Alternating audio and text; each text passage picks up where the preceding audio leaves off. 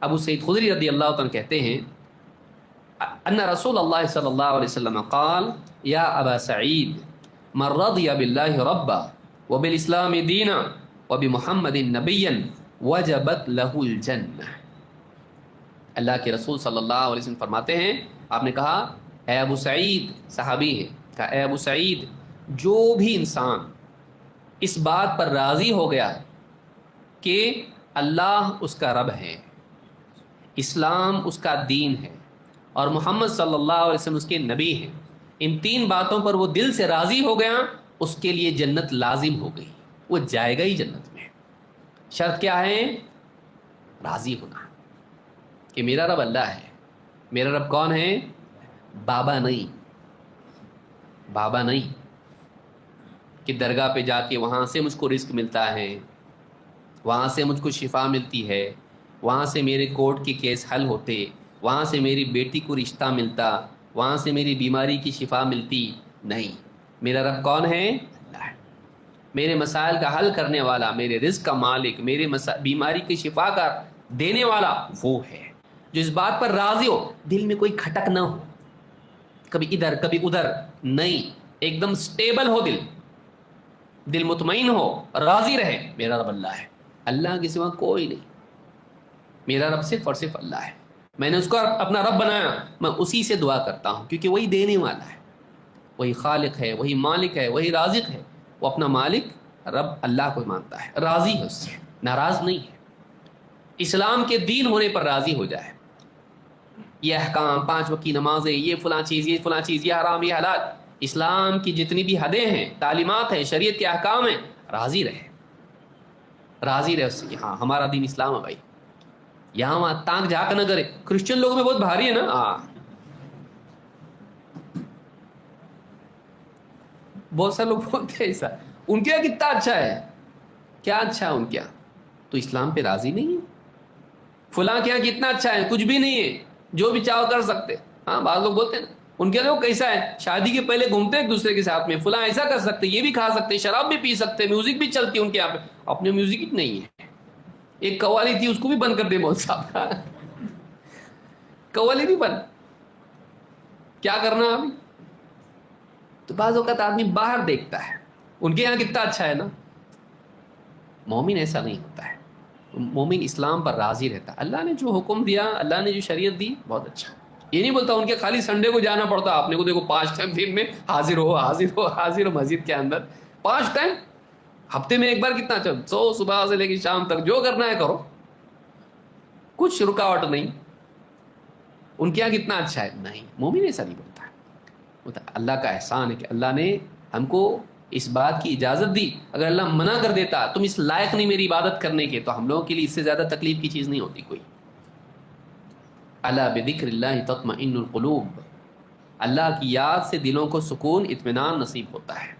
کہ آدمی آتا مسجد میں، اللہ اکبر، کھڑا ہوتا، اللہ کے آگے جھکتا، اس کو سکون محسوس ہوتا اندر سے۔ تو مومن راضی اسلام سے، اور وہ بھی محمد النبی، اور محمد صلی اللہ علیہ وسلم کے نبی ہونے پر راضی ہو گیا کہ میرے آئیڈیل کون؟ محمد صلی اللہ علیہ وسلم۔ آپ کا بات کرنا، آپ کا کھانا پینا، چلنا بیٹھنا، سونا جاگنا، آپ کی ہر چیز، میرے نبی یہ ہے، ان کے پیچھے میں چلتا، میرے آئیڈیل یہ ہیں، میرے لیے اسوہ یہ ہیں۔ میں فلم سٹار کو دیکھ کے نہیں چلتا، میں اسپورٹس مین کو دیکھ کے نہیں چلتا کہ وہ ایسا کنگھی کیا تو میں بھی ویسا کنگھی کیا، وہ ایسا پہنا تو میں بھی، وہ اونچا پاجامہ پہنا تو میں بھی ویسا، داڑھی ایسی فرینچ رکھا تو میں بھی ویسی، میں اس کو دیکھ کے نہیں چلتا، میں اس سے زندگی کا طریقہ نہیں لیتا، کیسا جینا اس کو دیکھ کے میں نہیں لیتا، میں کس کو دیکھ کے لیتا؟ محمد صلی اللہ علیہ وسلم۔ میں باپ دادا کو دیکھ کے، سماج کو دیکھ کے اپنی زندگی کے لیے اسوہ نہیں لیتا۔ اتنے سارے لوگ کر رہے نا، اپنے کو بھی کرنا پڑے گا، شادی میں ڈھول بجانا پڑے گا، رت جگہ کرنا پڑے گا، نہیں کریں گے تو کیا ہوگا؟ لوگوں کو دیکھ کے نہیں چلتا، میں ہمارے نبی کو دیکھ کے چلتا۔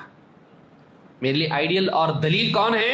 محمد صلی اللہ علیہ وسلم۔ باپ دادا نہیں ہے، سماج نہیں ہے، فلاں ابن فلاں نہیں ہے، میرے لیے نمونہ کون ہے؟ محمد عربی صلی اللہ علیہ وسلم، اور میں راضی ہوں۔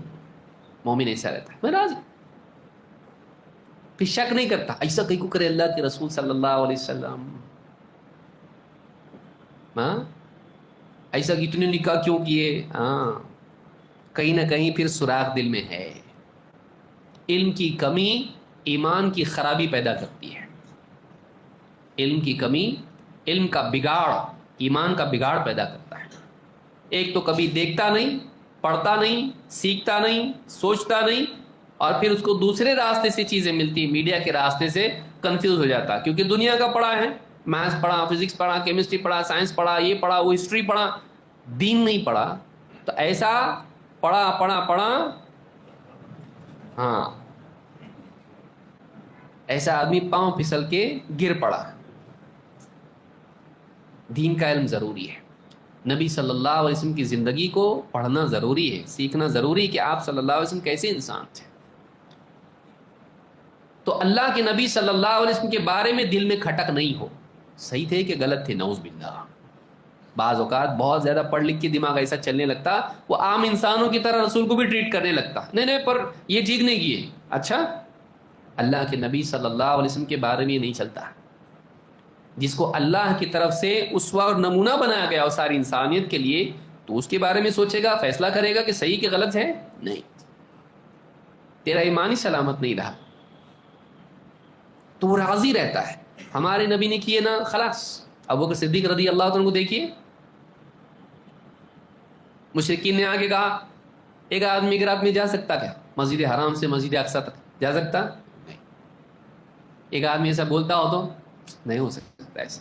ہاں دیکھو تمہارے ساتھی ہے نا، تمہاری جوڑی والے محمد صلی اللہ علیہ وسلم بول رہے ابھی ایسا. کیا بول رہے ہیں؟ بولے ایک رات میں وہ خود مسجد حرام سے مسجد اقصی تک گئے. اب بولو نہیں ہو سکتا نا؟ بولے نا تم، دیکھو تمہارے ساتھی وہ بولے کیا؟ وہ بولے تو صحیح. اگر وہ بولے ہیں تو بالکل صحیح ہے. یہ نہیں کہا ارے ایسا کیسے بول دیا. ہاں کیونکہ آدمی بعض اوقات اپنی رائے سے انحراف نہیں کر پاتا ہے. میں بول دیا ایک بار ایسا نہیں ہو سکتا، تو اب پھر نبی صلی اللہ علیہ وسلم بھی بولے ہو سکتا، تو اب میں اپنی گاڑی پیچھے لے سکتا نہیں. بعض لوگوں کا معاملہ ایسا رہتا ہے کہ وہ ایک بار ایک بات بول دیتے ہیں، لڑتے، مناظرہ کرتے، سب کچھ کرتے، اس کے بعد ایک حدیث سامنے آتی، ارے ایسا بھی ہے کیا؟ بولے نہیں حدیث صحیح نہیں لگ رہی میرے کو. کیوں؟ کیونکہ میں اس کے خلاف بول چکا ہوں.